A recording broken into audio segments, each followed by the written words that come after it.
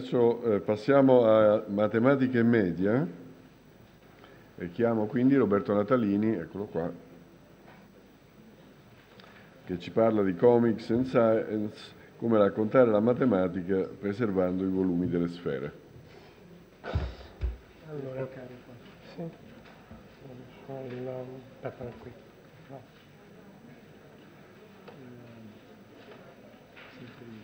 Ok. Sì. Sì, no, devo semplicemente entrare.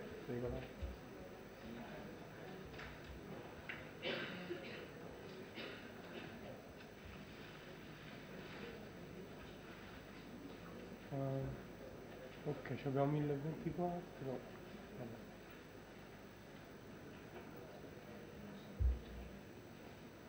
Ci volevo andare.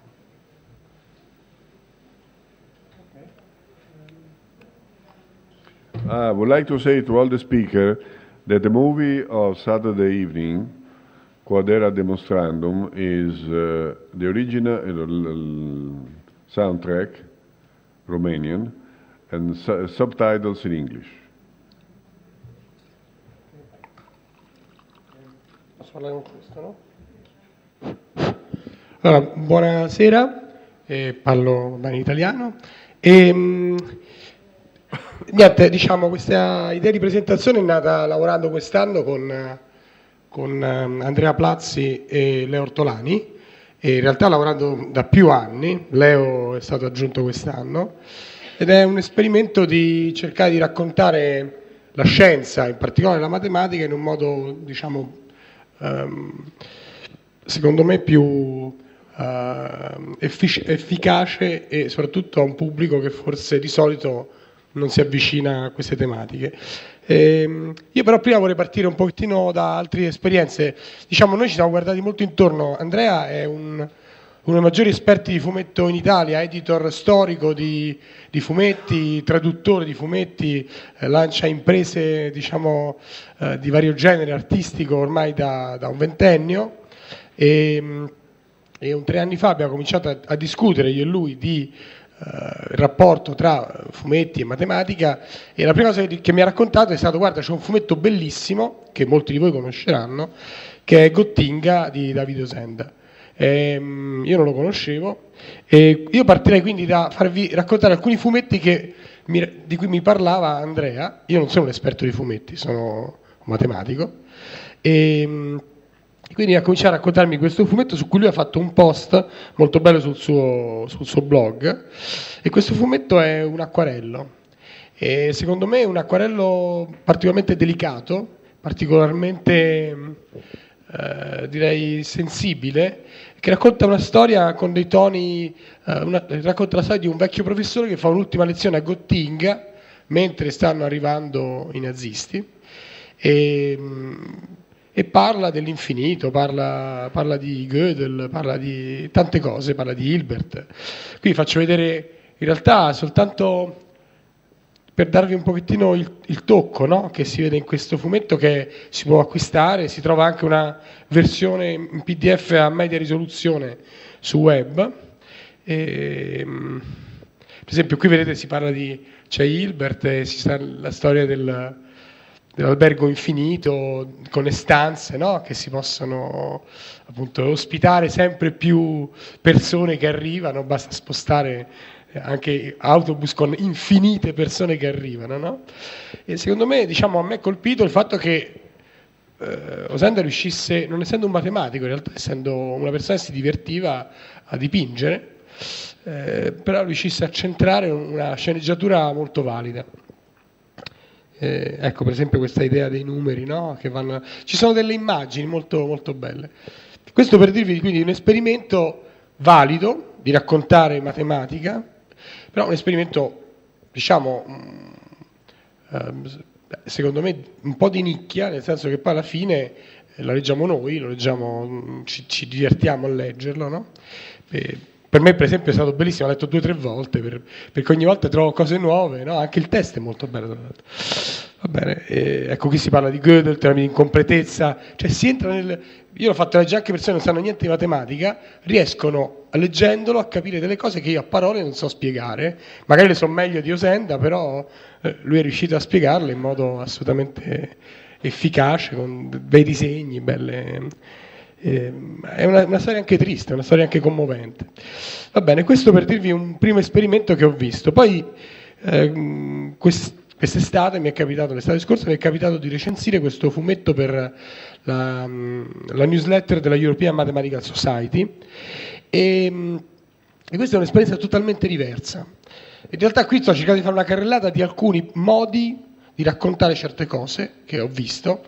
Non so, ce ne sono tantissimi altri. Ho fatto una scelta arbitraria di 4 cose e l'ultima è quella che abbiamo prodotto noi, però insomma non voglio dire che la nostra è assolutamente la migliore, non è il punto d'arrivo.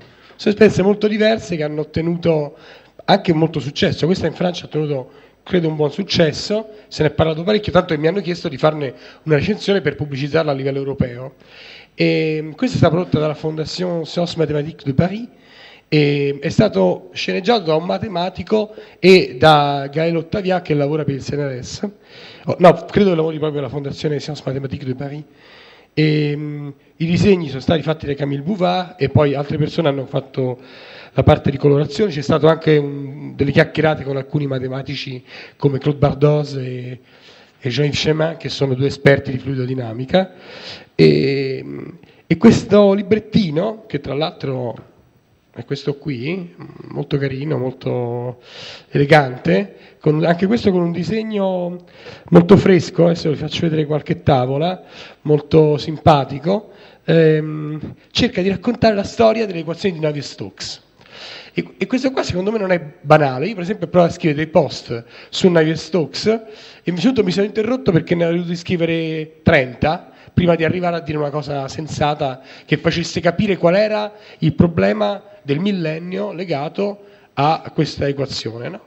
Come sapete, le equazioni, come alcuni di voi sapranno, le equazioni di Navier-Stokes sono le equazioni che descrivono i fluidi, come si muove l'acqua per esempio, o in certe ipotesi fluidi incomprimibili anche l'aria può diventare un fluido, se no si usano le equazioni di Eulero,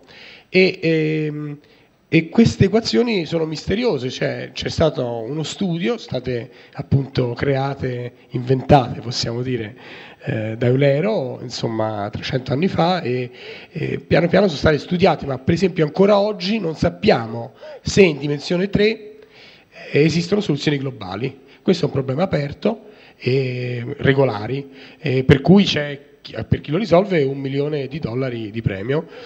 Poco tempo fa un matematico kazako ha proposto una soluzione, un lavoro di 100 pagine. Allo stato attuale dell'arte sembra che sia sbagliato. C'è un articolo di Terence Tao che spiega con un controesempio perché non funziona questo lavoro, però è scritto in russo, quindi c'è stato un po' di problema per tradurlo. È un'avventura molto affascinante. Qui vediamo Eulero che scrive la sua equazione, che è un'equazione che non è l'equazione di Navier-Stokes, manca un pezzo, manca la viscosità. Ecco, qui vedete il tipo di idea è di fare una cosa molto sceneggiata. In realtà sono un ragazzo e una ragazza che si trovano diciamo a parlare e appaiono dei personaggi. Appare Federico II di Prussia che aveva chiesto a Eulero di progettargli una fontana, ma in realtà di risolvere il problema di una fontana per cui l'acqua non usciva all'altezza desiderata. Eulero ci prova, non ci riesce. In realtà ci sono dei problemi di idraulica, probabilmente al di fuori della portata dell'epoca, e poi diciamo però mancano dei pezzi a questa equazione. In particolare ci sono dei paradossi e qui vediamo Federico II che discute con Stokes e Eulero, mentre i 2 ragazzi a questo punto sotto la pioggia se ne vanno in un caffè a chiacchierare, e il ragazzo è un po' un poeta e anche rovesciando le solite convenzioni di genere è la ragazza che si interessa di matematica ed è matematica. E vedete qui la ragazza che cerca di spiegare al ragazzo perché queste equazioni di Navier-Stokes sono importanti per la nostra vita, e qui la vedete che si agita e gli dice i fluidi sono dappertutto e guarda, e lui è un po', diciamo, sempre un po' scettico, però gli piacerebbe sempre dare ragione alla ragazza in realtà, perché è innamorato di questa ragazza e poi c'è un processo in cui diciamo mettono alla sbarra Eulero che avrebbe fatto una questione sbagliata e Stokes spiega dove ha sbagliato, però Eulero si difende dicendo che la sua equazione è bella e ha generato tanti problemi interessanti, e questo è una bella risposta che funziona molto. Non mi posso fermare perché abbiamo poco tempo. Questo è un terzo fumetto di cui voglio parlare. Ho molto apprezzato la presentazione di prima in cui c'è quel ragazzo che ha raccontato un fumetto benissimo, diciamo in realtà in dettaglio. Mi piacerebbe poterlo fare con questi fumetti perché sono tutti belli, però insomma non c'è tempo, però potremmo passare una sessione e fare soltanto questo. Potremmo anche leggerli, però anche raccontarli secondo me ha un fascino. E qui è Enigma. Enigma è un fumetto molto strano, nasce dalla collaborazione tra Francesca Riccioni, che ha una preparazione scientifica e ha scritto la sceneggiatura, e Tuono Pettinato, che è un disegnatore di Livorno molto, diciamo, che ha fatto varie cose, ha raccontato storie su Garibaldi, adesso ha fatto un ultimo libro che si chiama Corpicino, che ha avuto anche diciamo, un discreto successo a Lucca Comics nell'ultima edizione, e qui hanno deciso di, dato che era il centenario della nascita di Alan Turing, quando nel 2012, e hanno raccontato la vita di Alan Turing, un matematico, informatico, come vogliamo chiamarlo, è un genio assoluto della scienza del XX secolo, e scelgono un registro molto particolare. Questo è un libro edito tra l'altro da Rizzoli Lizard, veramente una collana anche curata molto bene. Diciamo Rizzoli di solito non fa fumetti, però questa volta hanno fatto un prodotto veramente di qualità, con disegni belli, stampati bene, una grande leggibilità, e la storia è una favola. Diciamo, la storia di Turing viene trattata come questo bambino che ha dei sogni, è un bambino diverso dagli altri, è un bambino, come sapete Turing era omosessuale, si innamora di un ragazzo nel college, questo ragazzo muore e lui rimane segnato da questa esperienza, e però ha questa vita intellettuale, diciamo, si pone tanti problemi scientifici, e quindi è uno che si mette a correre, per esempio, un modo per sfogarsi, lui va a fare corsa campestre, faceva anche le maratone, e intanto pensa, qui si vede che lui pensa a Newton, insomma ci sono un sacco di idee su Leibniz, c'erano qui appunto sul calcolo simbolico, se è possibile tradurre le idee con i simboli, e si diverte lui in realtà diciamo, Tuono Pettinato,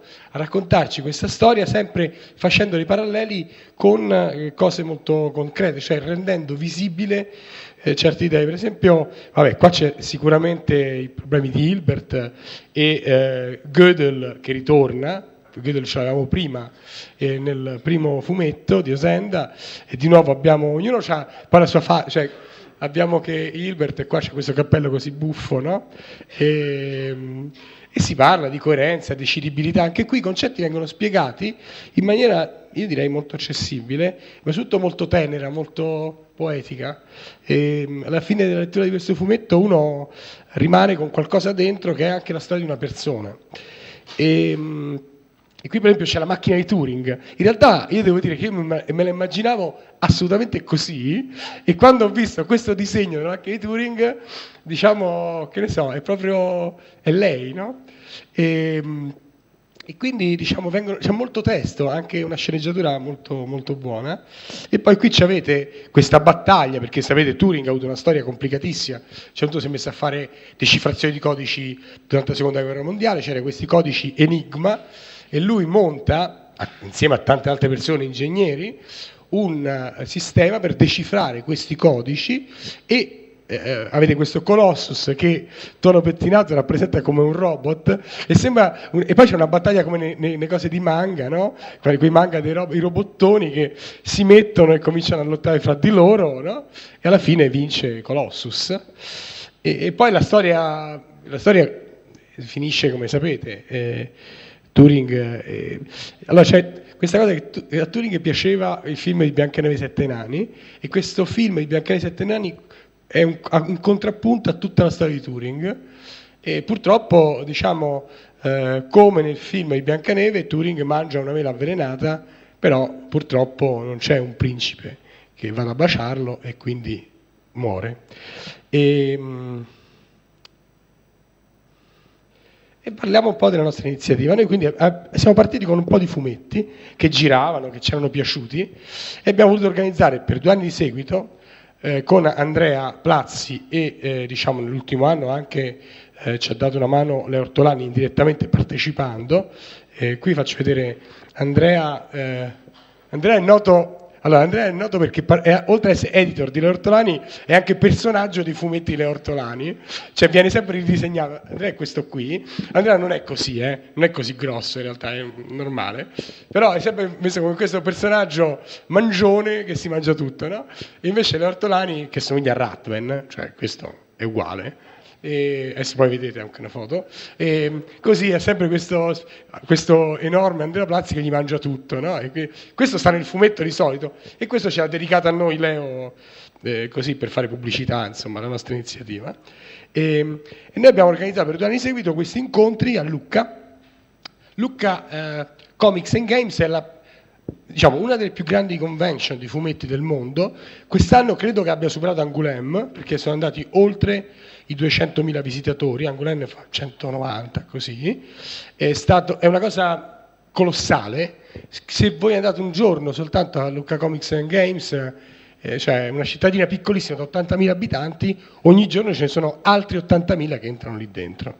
Ed è un'esperienza, diciamo, organizzare un incontro di fumetti e scienza lì dentro è stato, e soprattutto di matematica, perché c'ero io so soltanto la matematica, purtroppo, cioè, mi piacerebbe fare anche altre cose, ma per adesso siamo riusciti a invitare matematici, qualche fisico, e speriamo di espanderci. Questo logo l'abbiamo fatto disegnare a tono pettinato, ed è un topolino frattale, però non lo capisce nessuno, tutti pensano sia un cactus, così va bene. È il 119esimo elemento, questa è un po' l'idea. E poi, ecco, questa qui per esempio è la sala durante la presentazione di Ortolani, l'ultima volta. Palazzo Ducale lo riempiamo ogni anno con gente che, con la scusa del fumetto, si viene a sentire qualche scienziato che parla. In realtà questa cosa quest'anno è nata da un'idea diversa, ed è nata anche per presentare questo oggetto, che è un album che abbiamo prodotto come Istituto di Applicazione del Calcolo del CNR, quindi edito dal CNR. Il CNR forse non lo sa che ha prodotto questo album, però insomma, no, lo sa, c'è l'ISBN, e abbiamo voluto fare un esperimento. Allora, l'esperimento è consistito in questo: noi un anno fa, ad aprile del 2013, abbiamo preso Leo Ortolani, l'abbiamo rapito, diciamo, l'abbiamo portato in uno scantinato a Roma, presso la libreria Assaggi, e lì abbiamo portato un gruppo di scienziati.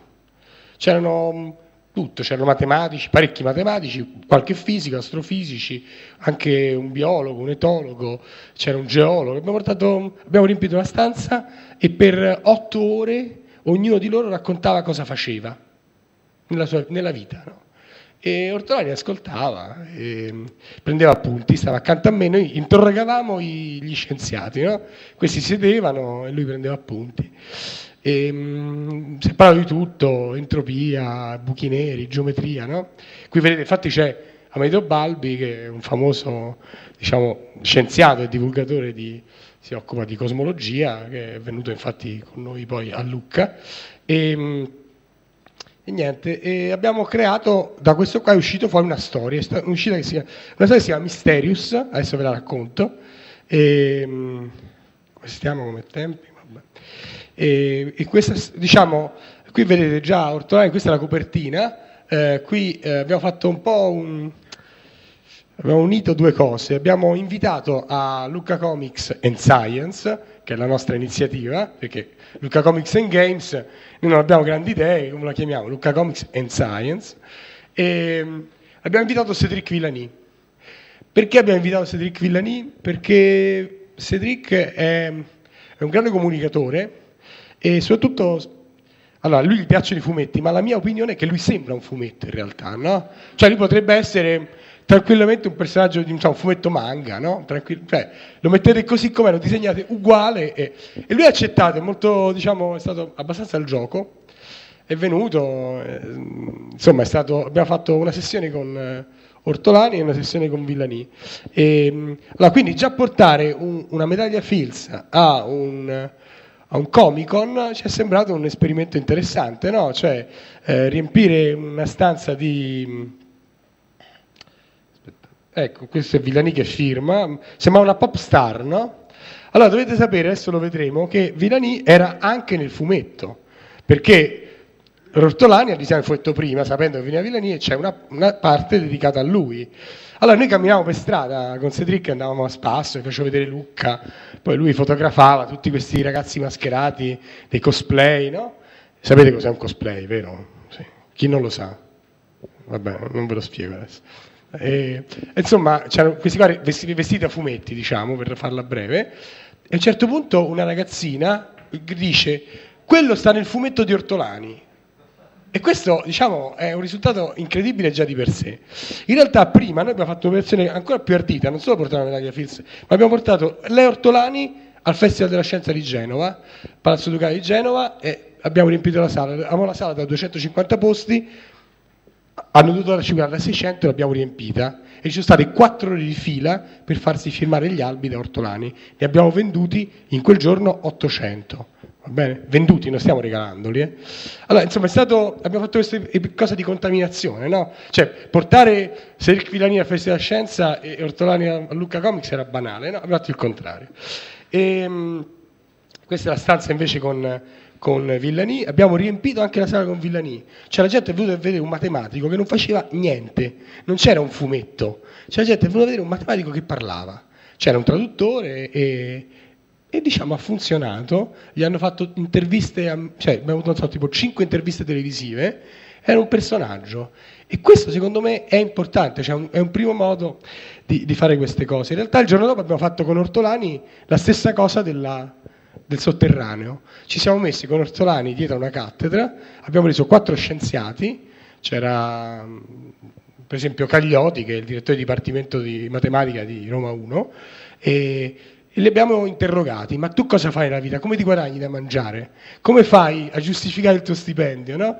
Uno diceva: ma io cerco di prevenire gli asteroidi che arrivano sulla Terra, l'altro diceva: io mi studio l'entropia, no?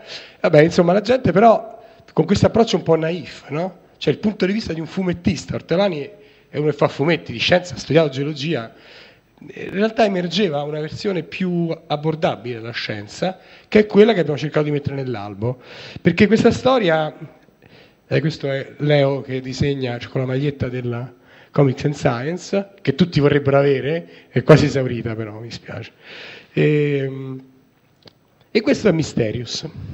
Mysterious è una parodia di certi programmi di scienza che qualcuno di voi avrà visto, non voglio fare nomi, però è un po' una sintesi di alcune cose che si vedono in televisione, e questo è un personaggio molto noto, diciamo, e che parla spesso di misteri tipo le piramidi, gli alieni, però questa volta il mistero è la matematica e anche la fisica, e soprattutto lui parla di un matematico che si chiama Jean-Pierre Bagolot, che è un matematico, diciamo, che è questo signore qui, che insomma non è molto bravo. In realtà lui per entrare all'università intanto ha dovuto cambiare pettinatura, prima la pettinatura non lo faceva niente, allora si mette i capelli per aria e lo ammettono all'università, no? Misteriosamente. Poi ecco Gödel, ritorna Gödel è proprio una cosa terribile, non ce ne liberiamo, e dimostra il suo teorema. Allora Bagolot non si dà pace e quando Gödel annuncia il suo risultato dice: pubblica un lavoro, lo stavo per dire io. E questa è la rivincita di Bagolot, però nessuno poi gli dà molto credito. Allora lui continua a lavorare e finalmente ha un'intuizione geniale. Nel 61, è vissuto oltre 100 anni Bagolot, trova un nuovo numero che è tra il 6 e il 7 e si chiama il frazzo. Perché voi guardate, andate in pizzeria per esempio, state lì in pizzeria, a un certo punto dice: ma quanti siete? Ma a 6 o 7 c'è uno che arriva dopo, prende solo il dolce. Uno dice: frazzo, siamo in frazzo.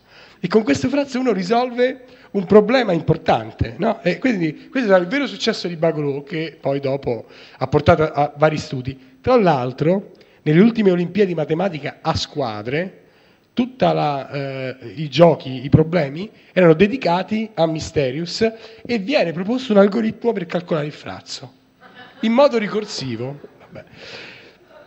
E poi ecco, qui abbiamo Villani, finalmente arriva Villani, e voi sapete Villani veste in maniera eccentrica, ha questi vestitini sempre con questo che si chiama lavalier, no? Questa specie di papillon però tipo fiocco, e poi c'è questo ragno, no? E qua l'intervistatore appunto gli chiede subito: professore, mi permetta di farle una domanda, no? Come mai porta quel grosso ragno sulla giacca? E Villani fa: quale ragno? Mamma mia! E parte via, no? E qui finisce. Villani ha riso, insomma, diciamo che ha riso, va bene. Allora niente, questo era per parlarvi di questa esperienza. Questo è il poster, questo è Andrea Plazzi, che minacciosamente. In realtà noi stiamo continuando ad andare avanti e quest'anno faremo un Lucca Comics and Science probabilmente ancora più ricco.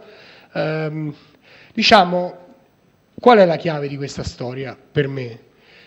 I fumetti sono qualcosa che ormai tutti leggiamo, non è soltanto per ragazzi, non è un prodotto per ragazzi, il fumetto è un prodotto per tutti, ma i ragazzi riescono a comunicare in maniera molto efficace attraverso i disegni. Se chi di voi usa Facebook, se mettete un testo scritto non lo legge nessuno. Se voi mettete una vignetta, per dire, di Peanuts, in cui c'è una battuta matematica, avete 200 condivisioni, no? Questo non è una semplificazione, perché ricordatevi che la matematica si fa con i disegni, con le mani, si fa in questo modo, no? Poi noi dobbiamo scrivere dei lunghi trattati per comunicarla in modo rigoroso, ma la maggior parte di noi, come matematici, pensa con delle cose molto elementari, no? E tutto con un piacere molto elementare. Tutta la parte noiosa poi della scrittura non la vogliamo fare nemmeno noi, non vorremmo scrivere nemmeno noi i nostri articoli, poi ci tocca farlo, però insomma ci basterebbe raccontare con dei disegnini sulla lavagna, no? Ecco, se noi riusciamo a restituire un po' di questo piacere, di far vedere che la matematica ci si può giocare, possiamo prenderci in giro, il matematico non è per forza un tizio che si prende troppo sul serio, ma può essere, diciamo, così un po' autoironico, abbiamo fatto qualcosa. E soprattutto, qual è il vantaggio di creare una cosa di questo genere, che spero che sia il primo numero, per adesso è unico, cioè non c'è nemmeno il numero sopra per scaramanzia. Il vantaggio di creare una cosa di questo genere è che qualcuno lo apre. Noi abbiamo venduto 10.000 copie di questo e sono esaurite, ce le stanno chiedendo ancora. E il CNR ha difficoltà a distribuirlo perché il CNR non è abituato. Il CNR fa delle opere che sono vendute in 200 copie, no? L'impiegata dell'ufficio pubblicazioni non sa più come fare, mi telefona ogni giorno e dice: me ne mandi altre 3 copie perché abbiamo finito. Allora, questa è una cosa che viene aperta da un ragazzo, viene aperta da tutti in realtà, e io vi consiglio di acquistarla, è quasi introvabile oramai, nei negozi che Panini ancora si trova, credo, ne hanno comprati 2.000, quindi. Però è un oggetto in cui avete dentro un'intervista con Villani, che era stata pubblicata anzi un articolo di Villani che era stato pubblicato in Francia, l'abbiamo tradotto, su Image de Math tra l'altro, e c'è una intervista con Ortolani che ho fatto io, in cui ogni parola di matematica che è usata nel fumetto ci sono un sacco di riferimenti, viene poi spiegata con un piccolo glossario. Allora, secondo me dare a un ragazzo di 18-19 anni, o anche un universitario, una cosa di questo genere è un investimento, si incuriosirà, magari di questi 10.000 ce ne saranno 200 che cominceranno a guardarsi intorno e a cercare di capire un po' più la matematica. Io mi fermo qui.